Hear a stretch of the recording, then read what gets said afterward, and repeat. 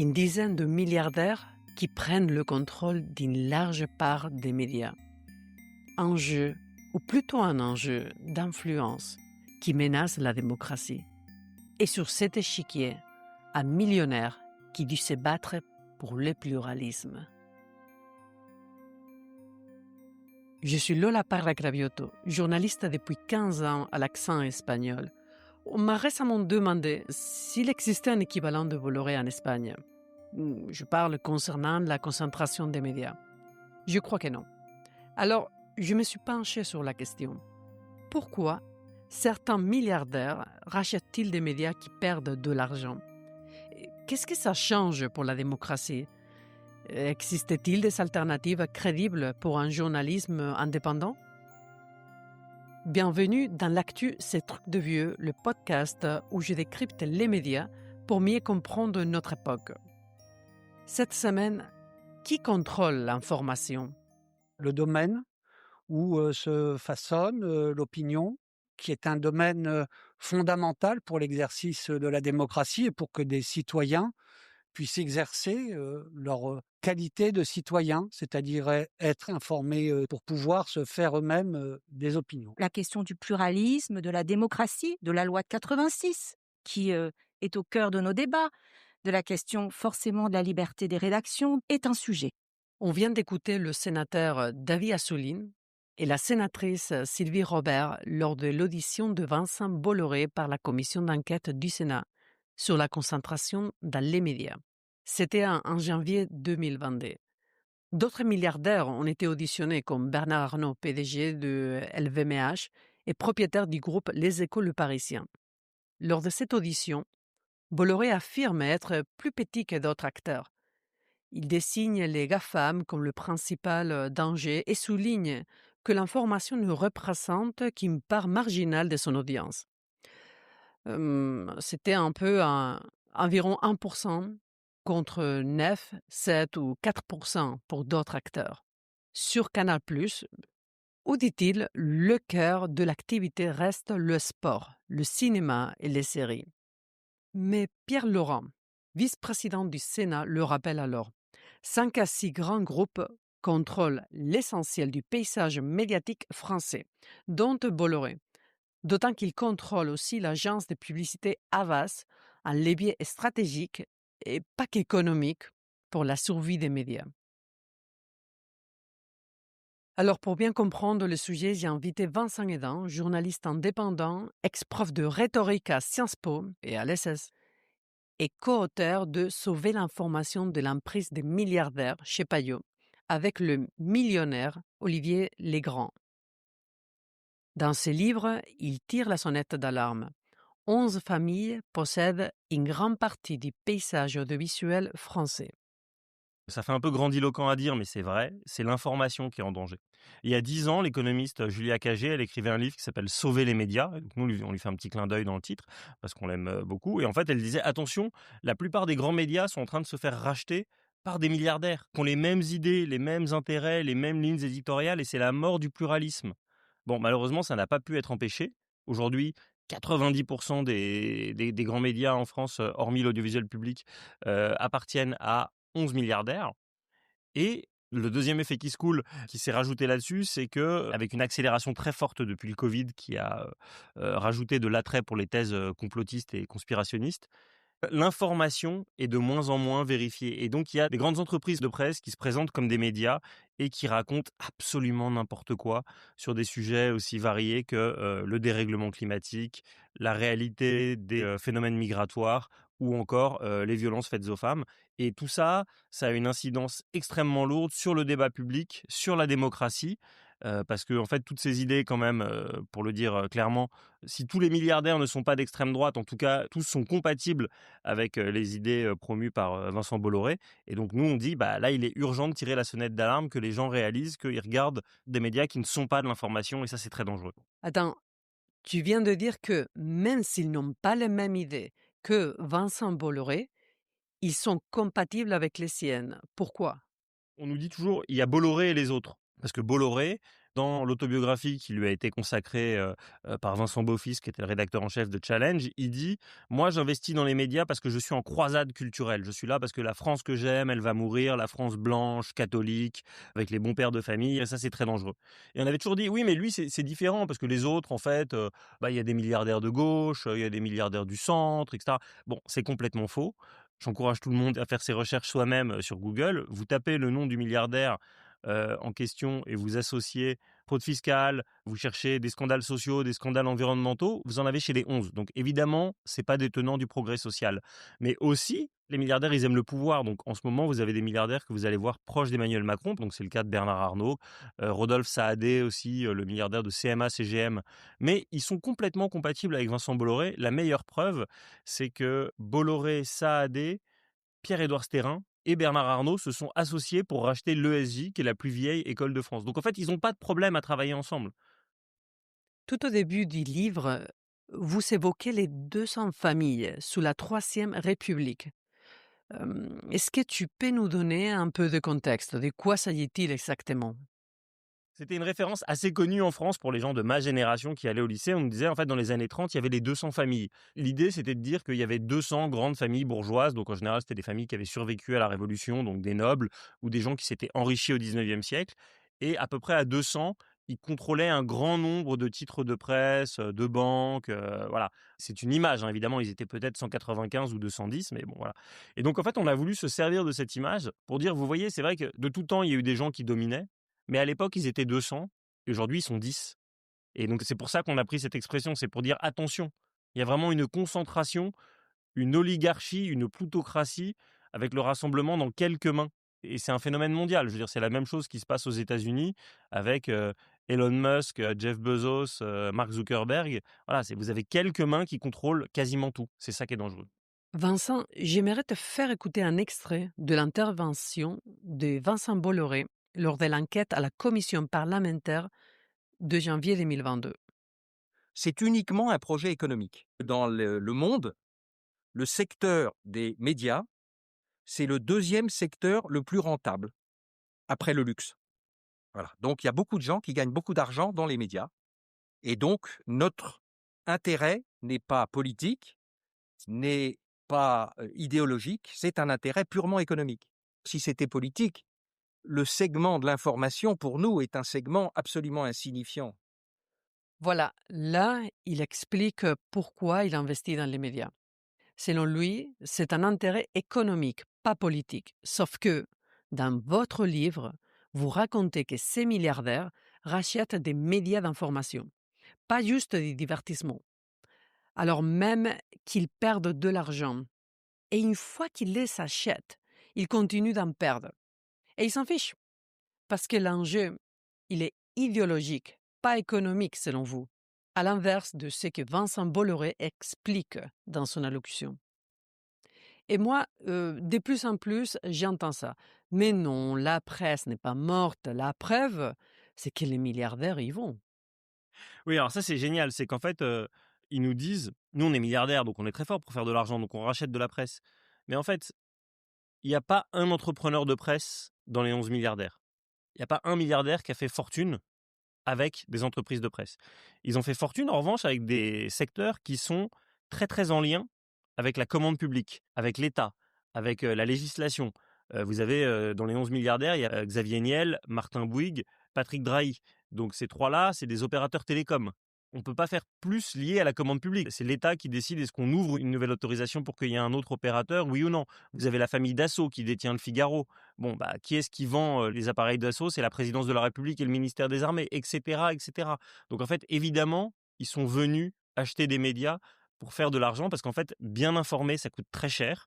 Et s'ils ont pu racheter toutes ces entreprises, c'est qu'à partir du début des années 2000, quand l'arrivée d'Internet a cassé la valeur traditionnelle qu'il y avait dans la presse et que tout d'un coup, les entreprises de presse se sont mis à recevoir beaucoup moins d'argent avec la publicité, elles ont commencé à perdre beaucoup d'argent. Et les seuls qui ont pu les racheter, c'est les milliardaires. Mais effectivement, ils perdent beaucoup d'argent. Je vous donne un exemple.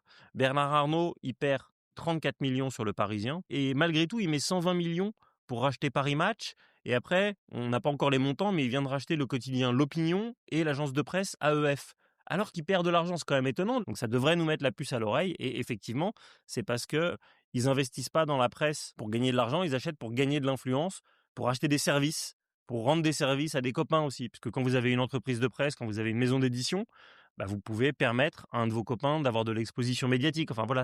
Et je remarque un truc, il y a pas de femmes, ils sont tous des hommes. Et bah ça, il suffit de lire Le genre du capital. Non, bah oui, oui, il y a 2 femmes, sur 40 qui sont présidentes d'une entreprise du CAC 40, mais parmi les milliardaires, il y en a aucun. Les seuls qui seront riches sont les fils et filles de milliardaires. Alors vous avez, Françoise Bettencourt, Meyers qui dirige, L'Oréal. Donc elle est milliardaire, mais elle investit pas dans les médias. Et puis il y aura Delphine Arnault, la fille de Bernard Arnault, qui un jour, viendra. Mais oui, oui, c'est un univers très masculin. Et d'ailleurs, sur leur vision sociétale, ils ont tous en commun d'être assez conservateurs, quoi. À l'exception, moi, je réserve toujours un rôle à part au journal Le Monde, qui d'ailleurs bat des records d'abonnés, qui a fait de la qualité son cheval de bataille, qui est pas dans une logique de désinformation, et qui même lui gagne de l'argent. Et Le Monde, c'est peut-être le titre le plus progressiste de la liste. Et justement, pourquoi Xavier Niel est le seul à assumer clairement ses engagements selon vous? Ça, faudrait lui demander, mais en fait, il y a un marché de l'information. Et donc, Vincent Bolloré, il commence à gagner des parts avec CNews quand ils vont vraiment dans l'outrance, quand ils s'alignent sur Fox News, quand ils font des choses de plus en plus dingues. Et donc, les gens qui essayent de copier CNews en se disant c'est ça que le public veut, bah ça marche pas tant que ça. C'est-à-dire que LCI et BFM qui ont essayé de faire du sensationnel, des propos un peu dégueulasses sur les migrants, ça marche pas tant que ça parce que en France, on a cette expression qui est on préfère toujours l'original à la copie. Donc l'original, c'est CNews, donc on n'y arrivera pas. Et Xavier Niel, il s'est dit, bah en fait, ce qui se passe dans le marché, c'est que là, il y a beaucoup de gens qui sont en train de se déplacer vers des médias vraiment de mauvaise qualité. Moi, je vais prendre le pli exactement inverse. Je vais faire vraiment de la qualité.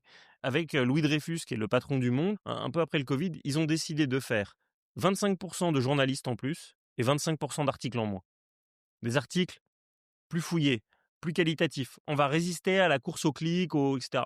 Résultat, ils sont passés de 300 à 533 000 abonnés. C'est un record historique. Et je comprends, enfin moi j'en fais partie. C'est pas exactement ma ligne politique, mais je suis abonné au Monde parce que de façon incontestable, c'est le meilleur quotidien qu'on ait, le plus complet, celui où il y a le plus de journalistes. Il a investi là-dedans. Je pense aussi quelque part pour une question de prestige. C'est sympa de se dire qu'on est propriétaire du meilleur titre de France, unanimement reconnu comme étant vraiment de la qualité, parce que ça lui permet de s'afficher comme le défenseur d'une certaine exigence vis-à-vis de la presse. Après, Xavier Niel, il a aussi racheté des titres comme Nice Matin, qui sont catastrophiques, qui ont des propos climato-négationnistes quasiment tous les jours. Donc, c'est pas son obsession, la qualité, mais en tout cas, avec le groupe Le Monde, c'est ce qu'il fait. C'est sa vitrine acceptable. Et pourquoi, selon vous, Xavier Niel a intérêt à investir dans les médias? Pour qu'ils servent aussi ses intérêts? Enfin, c'est la question du pouvoir. D'abord, il a monté un groupe qui est très controversé. Si vous tapez Iliad Free dans Mediapart, vous allez trouver plus de 50 recherches associées avec de la fraude fiscale, des cas de pression, des cas de harcèlement sexuel, des cas de harcèlement moral dans les entreprises de Free et Iliad. Et donc d'abord, il a envie qu'on le retienne pour autre chose. Il a acheté Station F, il a acheté une école agricole qui s'appelle Hectare. Tous les milliardaires sont tétanisés par la mort et l'héritage qu'ils vont laisser. Et donc, être vu comme le type qui a soutenu la presse de qualité, c'est plus agréable que quelqu'un qui a fait fortune avec de la presse de caniveau. Et par ailleurs, les politiques se bousculent pour avoir une tribune dans le monde, etc. Donc, il achète de l'influence. Il en a besoin aussi pour ses affaires.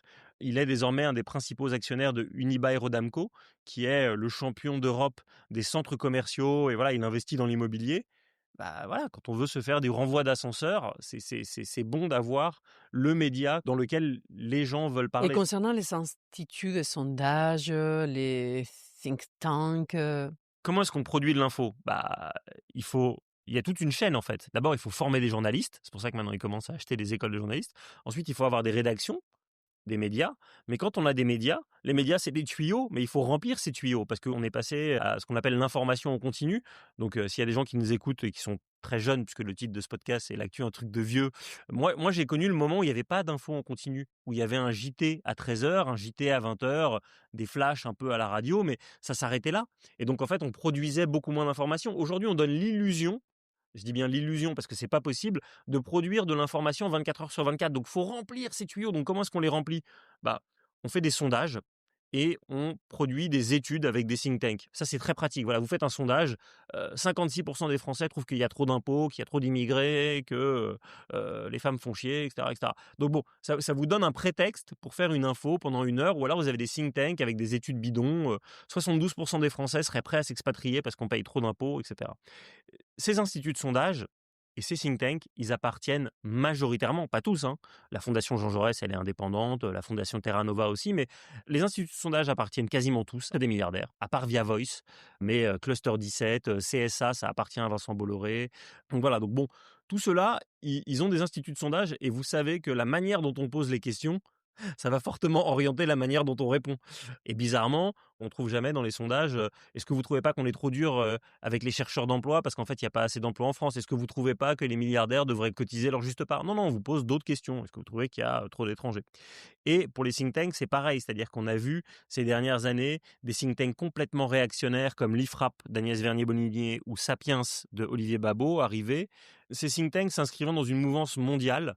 J'ai un trou de mémoire, mais un réseau, le réseau Atlas, qui est un réseau financé par l'Akato et les frères Koch aux États-Unis. Et donc, c'est une espèce de nébuleuse mondiale d'extrême droite qui répandent partout les mêmes idées, qui est il y a trop d'impôts, il y a trop de normes, il y a trop d'immigration, et on va le diffuser partout dans le monde. Ils organisent des séminaires pour former les gens pour qu'ils aient à peu près les mêmes éléments de langage partout. Donc, c'est pour ça que les instituts de sondage et les think tanks, c'est déterminant dans leur bataille de l'information.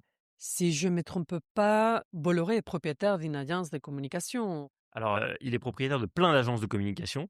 Il est propriétaire de la deuxième plus grosse agence de com de France qui s'appelle Havas, qui date du 19e siècle, donc qui est une des principales, qui fait énormément de communication politique.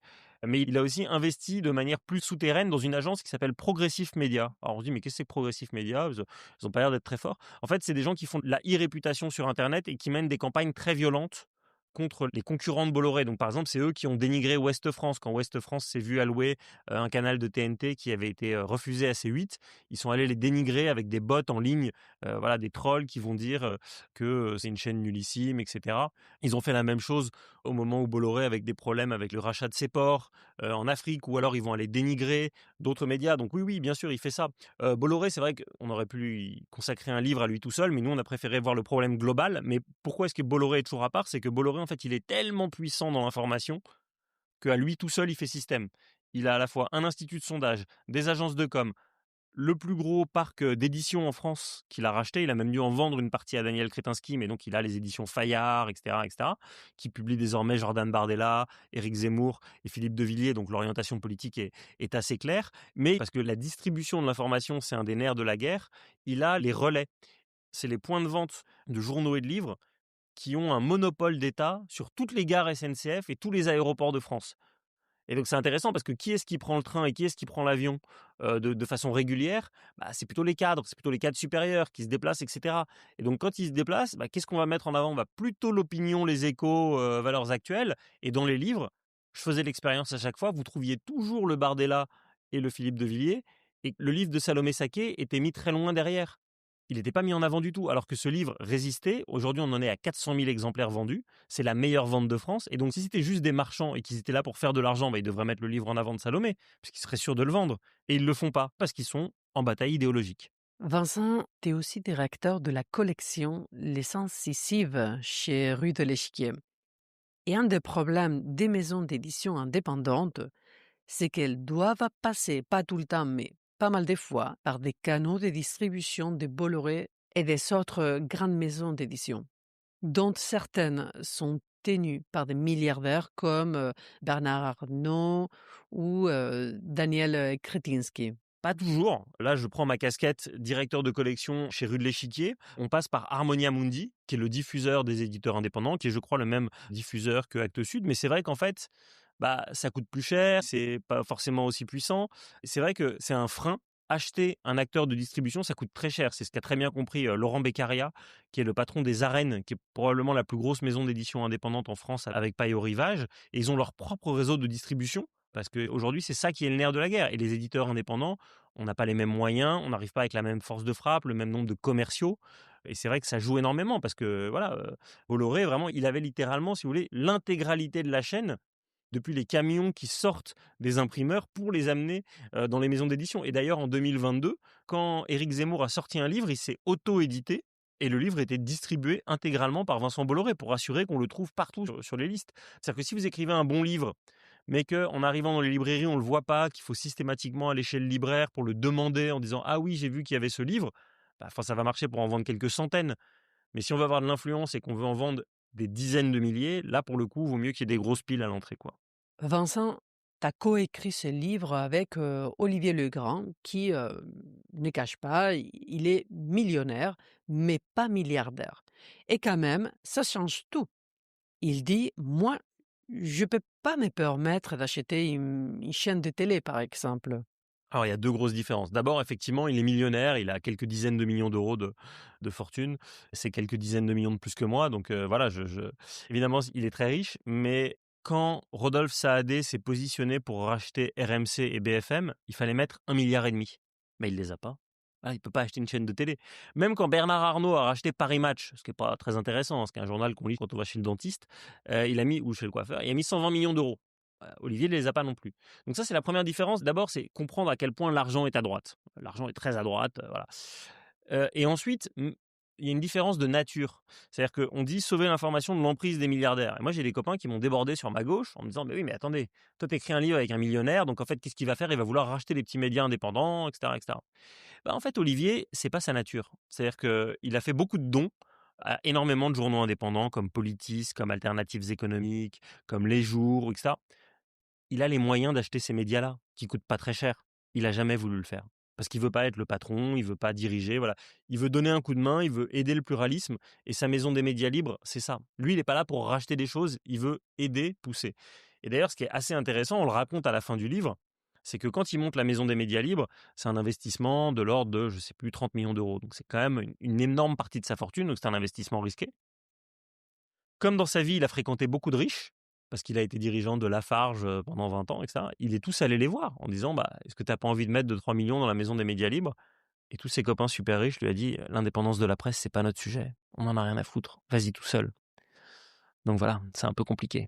Non seulement l'argent n'est pas à gauche, mais en plus, ceux qui ont de l'argent, l'indépendance de la presse, c'est pas leur combat. C'est quoi la maison des médias libres? Parce que justement, elle est au cœur de votre livre. De mémoire, c'est un projet à 25 millions d'euros. Et Olivier, il a investi une grosse La partie. Maison des médias libres, c'est un immeuble entre Barbès et Châteaurouge pour les auditoristes parisiens, où il y aura 400 postes de travail uniquement pour des médias indépendants ou des maisons d'édition indépendantes, avec un tarif préférentiel pour qu'elles payent moins cher, mais aussi avec un amphithéâtre qui sera à elles, des studios de prod mutualisés. Et donc l'idée, c'est que dans ce bâtiment, ce soit une espèce de ruche, de phalanstère des médias indépendants et qui soit un peu une espèce d'oasis de résistance contre la désinformation qui est menée par les oligarques. Mais pourquoi Olivier est-il si investi? Il a grandi dans une famille où, enfin ça fait un peu cliché à dire, mais il y avait des valeurs très importantes. Quand il y a eu la révolution de mai 68, il était du côté des communistes. Et ensuite, voilà, c'est un bourgeois qui a fait une carrière de bourgeois, qui a fait une carrière de haut cadre. Mais au fond, sa fortune, il dira toujours qu'il y est pour rien. En fait, il a fait ce qu'on appelle un LBO, un leverage buyout. Donc, c'est une opération boursière. Et du jour au lendemain, il s'est retrouvé avec, mettons, une centaine de millions d'euros à 52 ans. Il n'a jamais eu de problème d'argent, mais il est devenu riche du jour au lendemain. Et, et il considère qu'il n'a rien fait pour ça, que c'est pas juste. Et donc, il veut mettre sa fortune pour aider des causes. Donc, il aide deux causes. L'insertion digne des personnes migrantes avec le fonds Riace et la Maison des médias libres pour le pluralisme dans la presse. Et voilà, moi j'aime pas trop la philanthropie, mais on a le même débat avec Olivier, c'est-à-dire que je préférerais que les gens payent d'abord leurs impôts et qu'ensuite ils donnent. Et Olivier paye ses impôts. Il y a quelques donateurs, comme ça, il y a un garçon qui s'appelle Odon Vallet, qui donnait énormément de bourses pour des jeunes donateurs, mais c'est pareil, c'est un garçon qui a hérité une centaine de millions d'euros et il a décidé de le redonner. Bon, très bien, mais la plupart du temps, quand ils ont du pognon, ils veulent encore plus de pognon. Et quand vous parlez des chaînes d'infos en continu, vous dites que plus que produire de l'info, parce que ça coûte cher, elles font surtout du commentaire.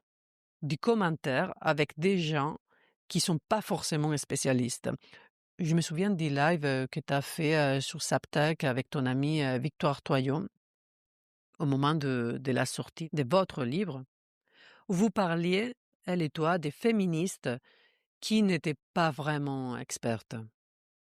Bah, oui, il faut remplir des tuyaux. Donc les émissions qui font le plus d'audience, c'est l'heure des pros ou les grandes gueules. Et en gros, tu prends 5 chroniqueurs, donc des journalistes. Quand il s'agit de faire du commentaire politique, est-ce que va y avoir une dissolution, un remaniement? C'est pas très compliqué de s'en sortir, même s'il vaudrait mieux avoir Bastien François, Réjeanne Sénac, enfin des universitaires qui ont des choses à dire sur les rapports de force en ce moment, l'évolution de nos institutions, etc. Moi, à chaque fois que je me déplace hors de Paris, parce que j'ai pas la télé, et que j'ai un hôtel avec une télé, je m'oblige à regarder 3 à 4 heures les chaînes d'infos, le soir et le matin, pour voir ce qui s'y dit. Et je me souviens la dernière fois, c'était au moment de la révolution syrienne, avec un type qui renverse Al-Assad. Et c'était étonnant de voir la différence de traitement entre un plateau sur C'est ce soir de Karim Rissouli, France 5, service public, avec un géopolitologue, un journaliste, Joseph Confavreux, qui s'était rendu en Syrie pendant 20 jours. Donc ils avaient tous des analyses très pointues, très documentées, etc.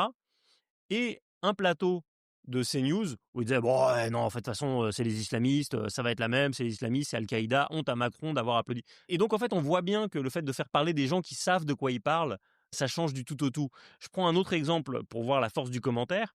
Récemment, il y a eu beaucoup de remises en cause de la justice en France après le procès Sarkozy et après le procès des assistants parlementaires du RN qui a condamné Marine Le Pen. Quand on a des émissions sur CNews ou sur BFM avec les grandes gueules, il n'y a que des commentateurs qui ne se sont pas rendus au procès. Et donc ils disent bah, c'est injuste, c'est une décision judiciaire, acharnement, juge rouge, etc., etc. Quand on regarde France 5, il y avait Fabrice Arfi de Mediapart, mais aussi Stéphane Durand-Soufflé du Figaro. Le Figaro, normalement, c'est pas un journal anti-sarkozyste primaire. Bon, bah, Stéphane Durand-Soufflé, il avait assisté tous les jours au procès. Et il avait dit, bah, moi j'ai entendu ce que j'ai entendu. Évidemment, la peine qui est prononcée, elle est logique. Il y a un réquisitoire qui est accablant. Et c'est la même chose pour Marine Le Pen. C'est-à-dire qu'à partir du moment où vraiment on s'informe, on comprend mieux le monde, quoi. Et donc à partir du moment où vous êtes en lien avec des gens qui travaillent là-dessus, tout d'un coup, il y a un monde qui s'ouvre à vous. C'est encore plus évident sur le dérèglement climatique, parce qu'il n'y a pas longtemps, on m'a posé la question, mais est-ce que la vérité est de gauche? Évidemment non, ce serait outrancier de dire ça. Mais il y a une vérité scientifique, et il y a des gens qui traitent la vérité scientifique. Et donc sur le dérèglement climatique, bah, c'est vrai que ça va mieux quand vous invitez des climatologues, des géologues, des hydrologues, etc., qui vous expliquent ce qui est en train de se passer. Mais Sud Radio, qui appartient à Christian Lajoux, qui est un autre milliardaire proche de l'extrême droite, bat des records de désinformation. Nous dit tous les jours le dérèglement climatique est une théorie parmi d'autres. On ne sait pas si l'homme a un rôle à jouer là-dedans. Il y a déjà eu des épisodes de réchauffement par le passé, etc., etc. Donc c'est une dinguerie. Donc ça va mieux quand on évite de faire du remplissage de commentaires avec des gens qui n'y connaissent rien et qu'on invite des personnes intéressées et spécialistes du sujet. Et on arrive au fait divers, à la distraction, au pain et jeu des médias. Pan y circo chez moi en Espagne. Hein. Pourquoi cette tête? C'est terrible. Alors, sociologue français Pierre Bourdieu dit le fait divers fait diversion, nous détourne de l'attention. Là encore, je ne sais pas si les faits donnent raison à une vision de gauche du monde, mais ce qui est certain, c'est que les études empiriques, les études longitudinales, les études globales, elles montrent que la France, elle est plutôt plus tolérante que par le passé. Elle est beaucoup plus tolérante sur les questions d'orientation sexuelle. Elle est beaucoup plus tolérante sur les questions de différence de couleur de peau, de religion. C'est évident. Je veux dire, aujourd'hui, quand vous allez dans une école, enfin moi, quand j'avais 14 ans, je veux dire, l'homosexualité n'existait pas à mon collège, dans mon lycée. Aujourd'hui, les jeunes gens s'assument de plus en plus. On va vous montrer des faits divers sensationnalistes pour dire ah oui, il y a de la transphobie. Alors c'est vrai, mais regardons quand même sur quoi on se bat. C'est-à-dire qu'on a beaucoup progressé en termes de tolérance. On a énormément progressé en termes de violence. Et ça, c'est un truc contre-intuitif quand on regarde les médias bolloréens. En réalité, il y avait une très bonne enquête du Monde il n'y a pas longtemps. Il y a infiniment moins de violences physiques dans la société française. Il y a toujours à peu près autant de meurtres. Et donc, il y a beaucoup de violences paroxystiques. C'est-à-dire qu'il y a très peu de violence, mais il y a de la violence de très jeunes et très impressionnante. Et l'autre point sur cette question de la violence, c'est qu'aujourd'hui, il y a 66 millions de journalistes amateurs, parce que tout le monde a un téléphone portable dans sa poche. Et donc souvent, il y a des faits très violents qui sont filmés et diffusés en boucle sur les réseaux sociaux et parfois repris dans ces médias. Et donc, ça donne l'impression de ce qu'on appelle un ensauvagement, ou etc. Les faits divers, ça sert à ça. Ça sert à donner une vision dénaturée du monde. Et ça peut arriver à faire dire des contre-vérités. Je prends l'exemple des violences faites aux femmes. Dans 92% des cas, les femmes connaissent leur agresseur, connaissent leur violeur. Donc en réalité, ce qui est dangereux pour les femmes, c'est chez elles, c'est leur mari, leur ex, parfois leur père, leur oncle quand elles sont petites, etc. etc. Que nous dit CNews? Nous dit « Ah attention, c'est les immigrés, parce que regardez, Philippines, elle a été violée et elle a été tuée par un immigré en situation d'OQTF. Et c'est assez fou parce que ce drame, mais qui est un drame isolé, il avait lieu au même moment que le procès Mazan. Et le procès Mazan, il nous dit quoi? Il y a eu 51 coupables et il y avait 30 autres prévenus qui n'ont pas été retrouvés, qui étaient sur les vidéos, qui violaient Gisèle Pellico alors qu'elle était endormie et droguée par son mari. 80 hommes sur un tout petit territoire, ça montre de façon indiscutable que si on traitait de manière sérieuse la question des violences faites aux femmes, des violences sexuelles, bah, il faut quand même interroger le patriarcat, il faut interroger le rôle du porno, interroger beaucoup de choses. Et non, eux, ils font quoi? Ils font que quand il y a une fille qui se fait violer dans la rue par un immigré en situation de QTF, ils en déduisent que c'est ça. Les faits divers, c'est un poison. Et malheureusement, j'ai pas trouvé d'études plus récentes, mais l'INA avait vu qu'il y avait une augmentation de 73% des faits divers entre 2002 et 2012. Et c'était avant l'essor, encore en pleine expansion, des réseaux sociaux. Donc vraisemblablement, on est encore sur un phénomène de hausse. J'ai pas de données empiriques, donc justement, je voudrais pas faire ce que fait CNews en n'apportant pas de preuves définitives, mais à chaque fois que je regarde les chaînes info, ce qui me saisit, c'est la pauvreté de l'information. Quand vous regardez CNews ou BFM pendant 2 heures, ce que vous avez appris en termes d'information, de faits, ça tient en moins de 2 pages du journal Le Monde. Donc si vous voulez aller vite et bien vous informer, bah, vaut mieux lire ou écouter des podcasts de qualité. On en a parlé vite fait, mais on n'a pas vraiment creusé le sujet. L'info coûte cher. Par exemple, il faut payer un abonnement à Mediapart alors que CNews, c'est gratuit. Et c'est là que vous dites que ça tombe un peu dans le populisme, dans la haine du service public, etc. Bien informé, ça coûte cher. Il faut soutenir la presse indépendante et donc il faut s'abonner à Mediapart. Ça fonctionne comme ça. Ils essayent de mettre quelques émissions en accès libre. Mais sinon, tous les autres médias indépendants galèrent. Ils font des appels aux dons sur Blast à la fin de toutes les émissions de Salomé Saké et Paloma Moritz. Il y a, s'il vous plaît, pensez à nous donner de l'argent. Et alors on dira, bah oui, mais pourquoi est-ce qu'on va aller payer pour s'informer? Bah pour avoir de l'information de qualité. Et sinon, on a la chance en France d'avoir un truc gratuit pour tout le monde qui s'appelle le service public de l'information radio-télé. Qui a sorti les révélations sur les eaux empoisonnées de Nestlé et Perrier? C'est la cellule investigation de Radio France. Qui a dit hier que Rachida Dati avait touché 300 000 euros de GDF Suez? C'est le Nouvel Obs relayé par Radio France et France Télévisions avec des émissions comme Complément d'enquête, Cache Investigation, etc. Et toute la journée, dans les médias bolloréens, on va vous dire « Ah oui, mais Radio de France, c'est de gauche. » Bon, permettez-moi de rigoler, mais c'est de gauche, c'est de la propagande woke payée par nos impôts, etc., etc. C'est un service public, ils relayent. C'est les seuls à adopter le pluralisme, c'est-à-dire qu'ils invitent des responsables politiques de toutes les formations. Ils ont des chroniqueurs de toutes les formations. Je rappelle à ceux qui me disent que France Inter est une radio d'extrême gauche, que l'édito économique est fait tous les matins par Dominique Seux, qui est le rédacteur en chef des Échos, propriétaire de Bernard Arnault. Qu'ensuite, il suffit d'avoir entendu Léa Salamé pendant 1 ou 2 fois, la première intervieweuse de France, pour se rendre compte qu'elle est assez peu compatible avec le programme du nouveau parti anticapitaliste, etc., etc. Donc non, enfin, si on veut s'informer de façon gratuite, en France, on peut, c'est pas compliqué. Il y a le service public télé, le service public radio, et c'est nettement plus qualitatif et c'est gratuit. Arte, c'est gratuit. Et d'ailleurs, Arte, ça a des audiences en Oui, explosion. mais vous dites dans le livre que quand il faut couper, ce sont souvent les programmes d'investigation ou les journaux d'info qui tronquent. Oui, parce qu'en fait, l'information de qualité, ça exaspère les dirigeants, plutôt de droite ou ça, enfin les dirigeants affairistes. Rachida Dati, là, il y a eu un article, elle a insulté les journalistes de France Télévisions sous leurs yeux en disant vous êtes des fouilles merdes. Elle parle comme ça. Hein. Vous vous intéressez à ma vie privée, c'est pas de l'information, etc. Donc pour les mettre sous pression, la dernière fois qu'il y a eu des demandes de réduction de budget dans France Télévisions, la réduction de budget, c'était de l'ordre de 5%. Donc c'était assez important, mais pas si fort que ça. Eh ben, 75% de cette baisse, c'est concentré sur Cache Investigation et Complément d'enquête, qui, au lieu de faire une émission par semaine, ont commencé à en faire une par mois, etc.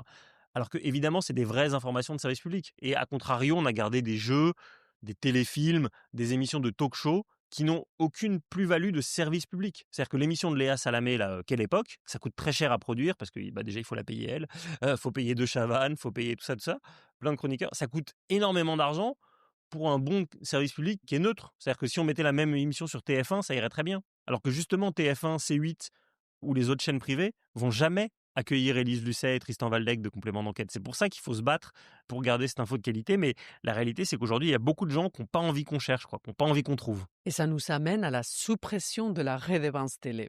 Ça, c'est un vrai scandale. Parce que là, pour le coup, c'est vraiment une mesure populiste.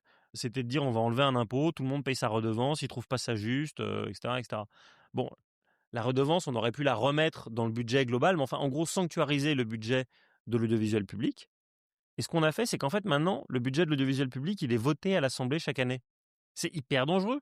En 2027, si Bardella, Le Pen, Zemmour, enfin, je veux dire, des adversaires vraiment très, très déclarés du service public de l'information arrivent au pouvoir, ils diront, bon, cette année, le budget, il est divisé de 50%. Ils feront pas 100% d'un coup, mais ils feront 50%. C'est ce qu'ils ont fait en Pologne, c'est ce qu'ils ont fait en Hongrie, c'est ce qu'ils font en Italie. C'est-à-dire quand l'extrême droite arrive au pouvoir, elle attaque toujours 3 instances: la science, la justice, la presse. Et donc, qu'est-ce qui se passera si on coupe 50%? Il faudra vendre une télé. Donc on dira, voilà, France 3, vous êtes privatisé. Puis comme ça, avec la vente, vous vous remboursez. Donc c'est une mesure mortelle qui est face à nous, et il n'y a pas eu d'opposition massive, parce que c'est vrai que malheureusement, en ce moment, l'état des oppositions en France, il n'est pas terrible, parce que les gens sont fatigués, parce qu'ils ont beaucoup manifesté et que ça a servi à rien. Quand vous avez manifesté 30 fois contre la réforme des retraites et qu'on vous l'impose au 49.3, ça finit un peu par abîmer la démocratie, et donc les gens se battent moins. Mais on aurait dû se battre pour la suppression de la redevance, parce que c'était dégueulasse. Et comment, peut-être que tu peux m'expliquer un peu mieux avec des exemples, comment ils font pour tordre la vérité avec des chiffres? Par exemple, quand ils disent que 70% des viols sont commis par des immigrés, en fait, ils prennent des chiffres qui viennent des viols dans la rue, mais ça n'englobe pas tout le monde. Il y avait une histoire comme ça. C'est exactement ça. En fait, en 2024, juste avant les élections législatives, Jordan Bardella sort ce chiffre. Et Caroline Roux, l'intervieweuse de France 2, malheureusement, elle ne le contradit pas. En fait, ce chiffre, c'est quoi? C'est que à Paris, 77% des viols qui ont été faits dans la rue étaient faits par des personnes immigrées. Comme on en a parlé tout à l'heure, le viol dans la rue, c'est moins d'un viol sur 100. Ça n'arrive quasiment jamais. Et donc, les viols à la rue, c'est commis par des gens qui sont à la rue. Donc, qui est à la rue? Des personnes sans papier, immigrées, qui n'ont pas de toit. Très souvent, elles sont dans des situations de grande précarité, sous l'emprise de psychotropes, d'alcool, etc. Ça n'excuse en rien l'abomination des crimes qu'ils commettent. Mais c'est juste pour expliquer quels sont les profils qui se retrouvent à faire ça. Et donc, Bardella, il a sorti ce chiffre, et comme la journaliste en face avait pas ce qu'il fallait, elle a laissé passer le truc. En réalité, je crois qu'il y a une très légère surreprésentation des étrangers par rapport aux viols commis en France. C'est-à-dire que sur l'ordre des plus de 100 000 viols qui sont enregistrés chaque année, 14% seraient commis par des étrangers, quand ils représentent 12% de la population française. Donc on est sur un ratio, c'est quasiment la même chose. Et encore, c'est juste que ce qu'ont montré les travaux des féministes, c'est parce qu'il y a beaucoup plus de facilité à les dénoncer, un étranger, que de dénoncer quelqu'un qu'on connaît, etc. Donc il y a peut-être de l'autocensure de l'autre côté, mais et donc on arrive à tordre très facilement ces chiffres. Souvent on nous explique que les chercheurs d'emploi sont des feignants, il suffit de traverser la rue pour trouver du boulot. En réalité, quand on regarde les chiffres, d'abord il y a environ 400 000 emplois non pourvus en France pour 4 millions de chômeurs, donc quand bien même on les forcerait dans une logique de dystopie dictatoriale, il resterait quand même 3 600 000 postes à pourvoir, et ensuite ces 400 000 postes, ils sont souvent très précaires, très fragmentés, c'est pas des temps pleins bien payés, etc., etc. Donc voilà, on peut facilement tordre la réalité avec des chiffres. Je crois que c'est Mark Twain qui disait: il y a 3 façons de mentir: les mensonges, les gros mensonges et les statistiques. Voilà, donc on peut toujours s'amuser un peu avec les chiffres pour réussir à détourner. Et encore une fois, c'est ce que je vous disais sur le fait qu'ils achètent des think tanks, c'est que ça produit des chiffres et des rapports dont on comprend pas bien la méthodologie, mais qui sont en général contredits par tous les économistes sérieux, mais ça permet d'occuper de l'espace un moment, parce que la vérification, elle se fait toujours a posteriori, c'est toujours un peu compliqué. Je me rappelle, pendant la présidentielle 2022, il y avait un débat entre Jean-Luc Mélenchon et Éric Zemmour, et Éric Zemmour dit la fraude à la CAF et à la Sécu, c'est 50 milliards par an. Et Mélenchon dit attendez, on arrête. Et donc là, il avait eu le bon réflexe, parce que les journalistes avaient dit en fait, on a vérifié, c'est maximum 1 à 2 milliards, jamais 50. Et donc Zemmour avait dû bougonner dans son coin, etc. Mais effectivement, ça veut dire qu'il faut vraiment être sur le coup pour à chaque fois débusquer quand il y a une dinguerie. Mais on sait très bien qu'en termes d'affect, dans notre cerveau, entendre une dinguerie, ça nous attise plus. Ça, c'est le MIT, Massachusetts Institute of Technology, qui a mesuré ça. C'est que les fake news sont 6 fois plus propagées que les debunks, comme on dit en bon français, qui viennent contredire. Parce que c'est vrai que quand il y a quelque chose d'énorme qui est relayé, souvent les gens ont envie d'y croire, quoi. Le chiffre de 50, ils l'ont sorti comme ça, ou il y avait une explication quelque part? Alors si, il y a une explication. C'est un chiffre qui est écrit par un garçon qui s'appelle Charles Prats, qui était magistrat honoraire à la Cour des comptes. et qui a été le trésorier de la campagne de Valérie Pécresse. Bon, c'est une fake news, mais elle est écrite dans un livre qui est publié, donc si vous allez sur Internet, vous allez retrouver ce chiffre. Après, derrière, justement, c'est tout le problème du manque de formation à l'information. C'est-à-dire que Charles Prats, il a dit 50 milliards, mais il peut aussi dire 600 milliards. Comme on peut dire le réchauffement climatique n'existe pas.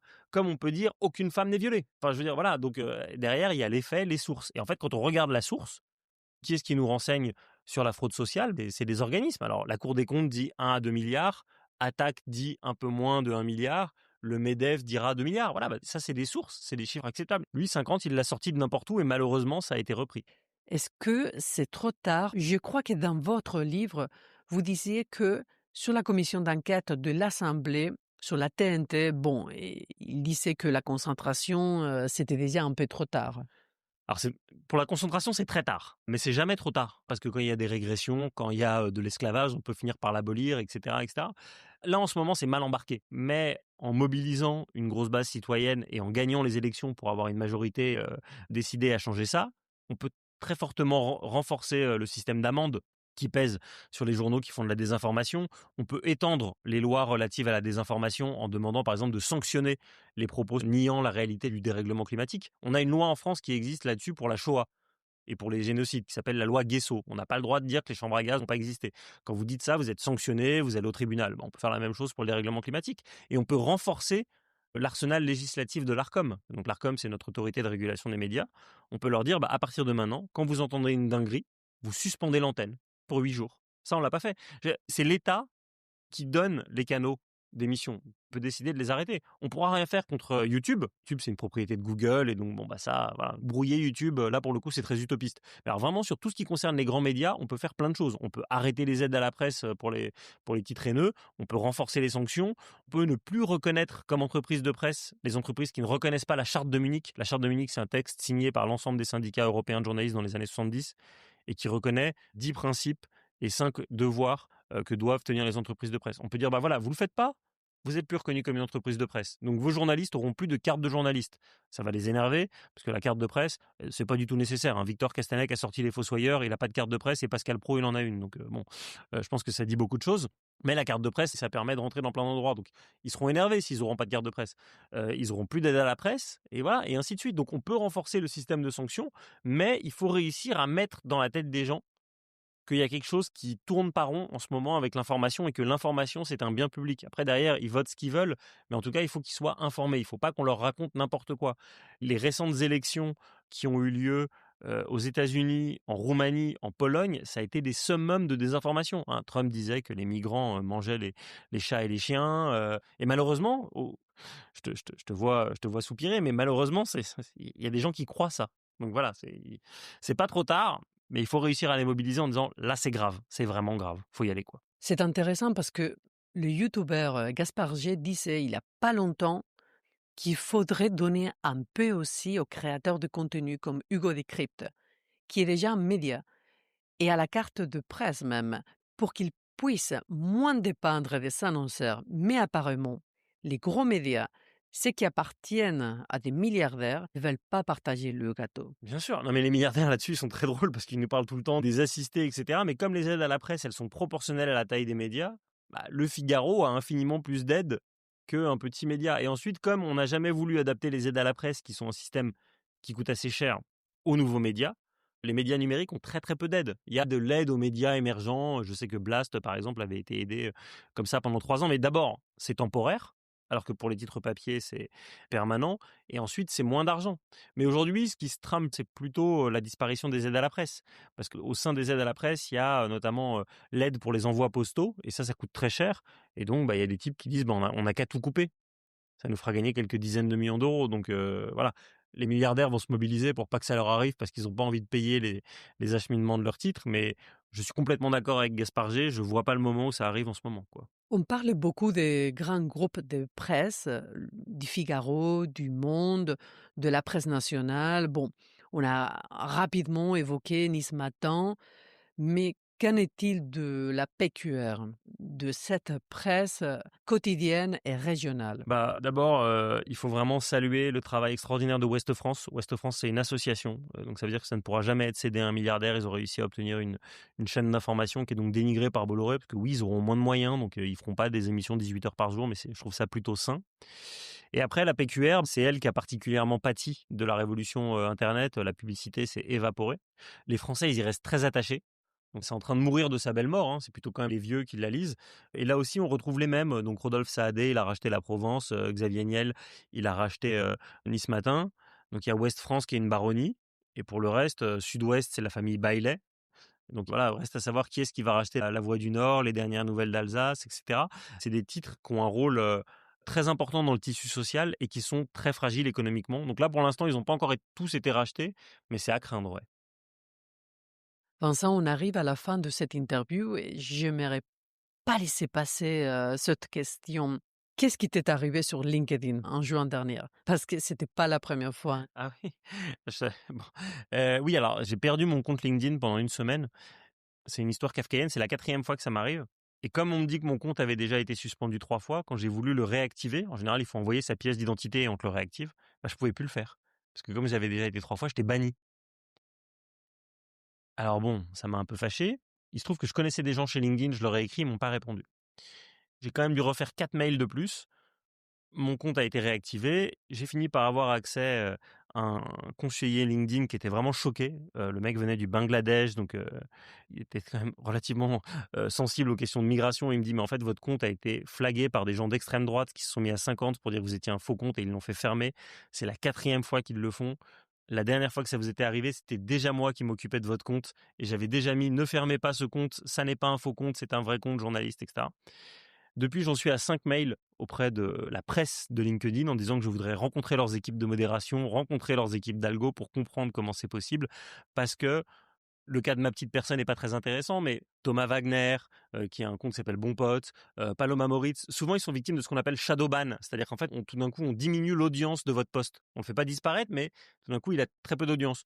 Parfois, on les censure.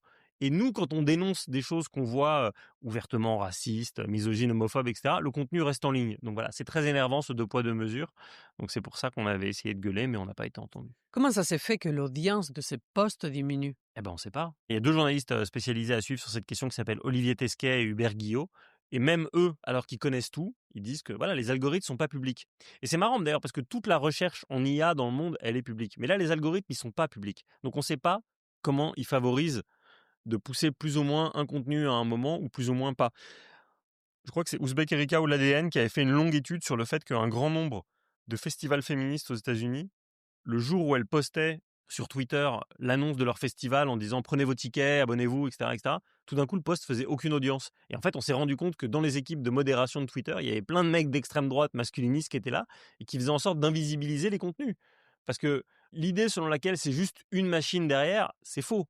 Les algos, ils sont entraînés et ils sont gérés par des humains. Et derrière, il y a des humains qui peuvent dire tu pousses ça ou tu freines ça.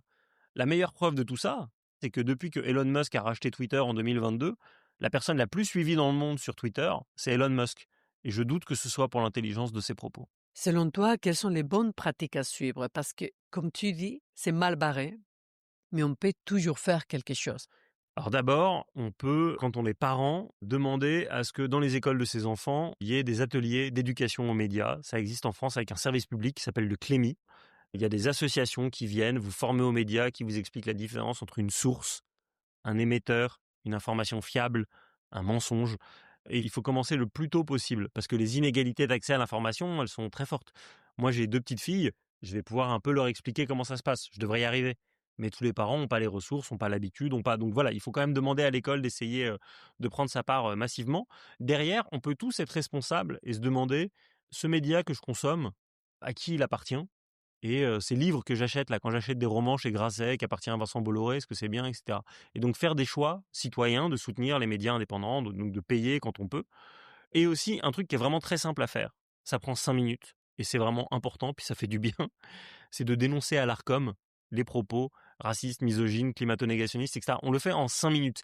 Alors, ça marche pas toujours, mais ça marche souvent. L'association Quota Climat a été à l'origine d'une 30aine de condamnations de Sud Radio ou de C8. Je veux dire, c'est pas des politiques, des députés qui tout d'un coup se lèvent et demandent à ce qu'on poursuive Cyril Hanouna ou ça. C'est des gens comme vous et moi qui sont allés sur le site de l'Arcom, déposer un signalement, et il faut le faire pour la bonne tenue du débat public. Vincent Hédin, journaliste indépendant, co-auteur de Sauver l'information de l'emprise des milliardaires, merci beaucoup. Et merci à toi Lola, merci beaucoup. C'était l'actu, ces trucs de vieux, le podcast. Si cet épisode t'a plu, abonne-toi pour ne pas rater la suite. Tu peux aussi le liker, le commenter, ça m'encourage à continuer. Et surtout, si tu es du genre à aimer lire, inscris-toi à la newsletter. Je suis Lola Parra Cravioto. Hasta pronto pour une nouvelle dose d'actu.